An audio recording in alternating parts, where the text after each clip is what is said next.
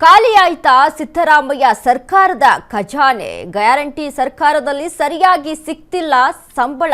30,000 ನರ್ಸ್ಗಳಿಗೆ 3 ತಿಂಗಳಿಂದ ಬಂದಿಲ್ಲ ವೇತನ. ಗ್ಯಾರಂಟಿ ಸರ್ಕಾರದಲ್ಲಿ ಸರಿಯಾಗಿ ಸಂಬಳನೇ ಸಿಗ್ತಾ ಇಲ್ಲ.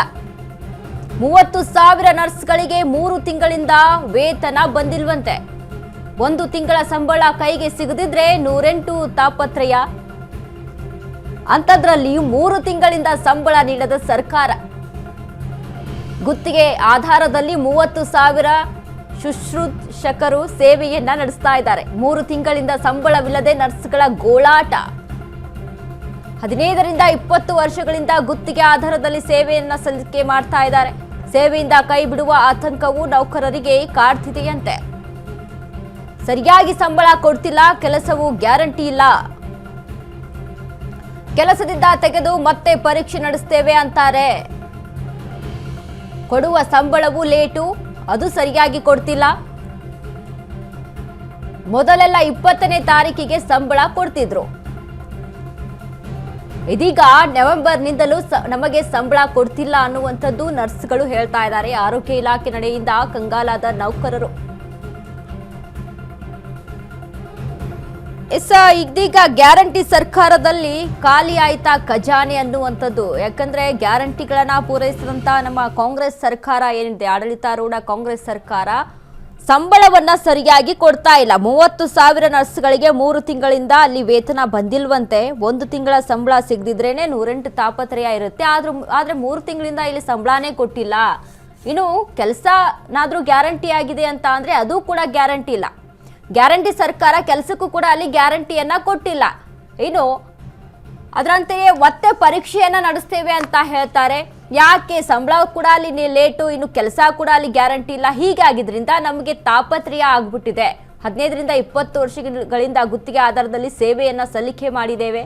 ಆದ್ರೆ ಇಷ್ಟಾದ್ರೂ ಕೂಡ ಅಲ್ಲಿ ನಮಗೆ ಗ್ಯಾರಂಟಿನೇ ಇಲ್ಲ ಅಂದ್ರೆ ಗ್ಯಾರಂಟಿ ಸರ್ಕಾರಕ್ಕೆ ಏನ್ ಹೇಳೋಣ ಅನ್ನುವಂಥದ್ದು. ಈ ಬಗ್ಗೆ ಹೆಚ್ಚಿನ ಮಾಹಿತಿಯನ್ನ ಕೊಡ್ತಾರೆ ನಮ್ಮ ಪ್ರತಿನಿಧಿ ಲಕ್ಷ್ಮಿ. ಲಕ್ಷ್ಮಿ, ಇದೀಗ ಏನಂತ ಅಂದ್ರೆ ಈ ಗ್ಯಾರಂಟಿಗಳನ್ನ ಪೂರೈಸೋದ್ರಲ್ಲಿ ಸರ್ಕಾರ ಅಲ್ಲಿ ಒಂದ್ ರೀತಿಯಾಗಿ ಸಕ್ಸಸ್ ಆಗಿದೆ ಅಂತ ಮೇಲ್ನೋಟಕ್ಕೆ ನೋಡೋದಾದ್ರೆ ಸಂಬಳವನ್ನ ಕೊಡೋದ್ರಲ್ಲಿ ವಿಫಲವಾಗ್ತಾ ಇದೆ. ಎಸ್ ವನಿತಾ, ಈಗ ಸಂಬಳ ವಿಚಾರವಾಗಿ ಏನು ನರ್ಸ್ಗಳು ಬೀದಿಗೆ ಇಳಿದಿದ್ದು ಈ ಹಿಂದೆಯೂ ಸಹ. ಸೊ ನಮ್ಗೆ ಸಂಬಳ ವಿಚಾರವಾಗಿರ್ಬಹುದು, ಜೊತೆಗೆ ವಿದ್ಯಾರ್ಥಿಗಳು ಸಹ ನಮ್ಗೆ ತಾತ್ಕಾಲಿಕ ನೇಮಕಾತಿಗಳನ್ನ ಮಾಡ್ತಾ ಇದ್ದಾರೆ. ಅದ್ರ ಹೊರತಾಗಿ ನಮಗೂ ಸಹ ಕೆಲ್ಸ ಬೇಕು, ಉದ್ಯೋಗದ ವಿಚಾರವಾಗಿ ಒಂದಷ್ಟು ಪ್ರೊಟೆಸ್ಟ್ ಗಳನ್ನ ಸಹ ಈ ಹಿಂದೆ ಮಾಡಿದ್ರು. ಆದ್ರೆ ಈಗ ಮತ್ತೆ ನರ್ಸ್ಗಳು ಸ್ಯಾಲರಿ ವಿಚಾರಕ್ಕೆ ಬೀದಿಗೆ ಇಳಿಯುವಂತ ಸಾಧ್ಯತೆ ಇದೆ. ಯಾಕಂತಂದ್ರೆ ಈಗ 3 ತಿಂಗಳಿಂದ ಸಹ ಅವ್ರಿಗೆ ಸಂಬಳ ಆಗಿಲ್ಲ. ಆಮೇಲೆ ಅವ್ರ ಕೆಲ್ಸವೂ ತಾತ್ಕಾಲಿಕ, ಅಂದ್ರೆ ಅವರು ಗ್ಯಾರಂಟಿ ಕೆಲಸವೂ ಇಲ್ಲ, ಜೊತೆಗೆ ಸರಿಯಾಗಿ ಸಂಬಳವೂ ಇಲ್ಲ ಅಂತ ಪರಿಸ್ಥಿತಿಯಲ್ಲಿ ಈಗಿದ್ದಾರೆ. ನವೆಂಬರ್ ಇಂದ ಅವ್ರಿಗೆ ಸ್ಯಾಲರಿ ಆಗ್ಬೇಕಾಗಿತ್ತು. ನವೆಂಬರ್, ಡಿಸೆಂಬರ್ ಇಂದ ಜನವರಿ ಬಂತು, ಹೊಸ ವರ್ಷ ಬಂದ್ರು ಸಹ ಸಂಬಳ ಆಗಿಲ್ಲ. ಈ ಹಿಂದೆ ಎಲ್ಲ 20ನೇ ತಾರೀಕಿನ ಒಳಗಡೆ ಸ್ಯಾಲರಿ ಆಗ್ತಾ ಇತ್ತು.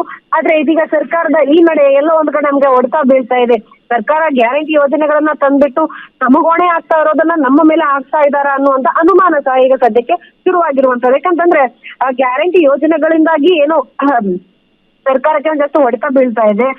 ಎಲ್ಲಿ ದುಡ್ಡಿನ ವಿಚಾರದಲ್ಲಿ ಆ ಹಿನ್ನೆಲೆಯಲ್ಲಿ ನಮ್ಮ ಮೇಲೆ, ನಮ್ಮ ಸಂಬಳಕ್ಕೆ ಕುತ್ತು ತಂದಿರ್ತಾ ಇದ್ದಾರೆ ಅನ್ನುವಂಥದ್ದನ್ನ ಸಹ ಈಗಾಗ್ಲೇ ಹೇಳ್ತಾ ಇರುವಂತದ್ದು. ಒಟ್ಟಾರೆಯಾಗಿ 3 ತಿಂಗಳಿಂದ ಸಹ ಸಂಬಳ ಆಗಿಲ್ಲ. ಜೊತೆಗೆ ಅವರು ತಾತ್ಕಾಲಿಕ ಇರುವಂತವ್ರು, ಅವರಿಗೆ 15ರಿಂದ 20 ವರ್ಷಗಳಿಂದ ಗುತ್ತಿಗೆ ಆಧಾರದಲ್ಲಿ ಸೇವೆಯನ್ನ ಸಲ್ಲಿಸ್ತಾ ಇರುವಂತವ್ರು.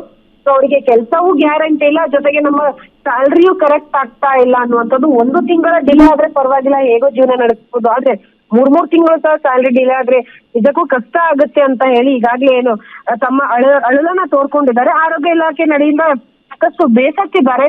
ಇದೇ ರೀತಿ ಆದ್ರೆ ಮುಂದೊಂದು ದಿನ ಸರ್ಕಾರದ ವಿರುದ್ಧವಾಗಿ ಹೋರಾಟ ಮಾಡುವಂತ ಸಾಧ್ಯತೆ ಸಹ ಇದೆ.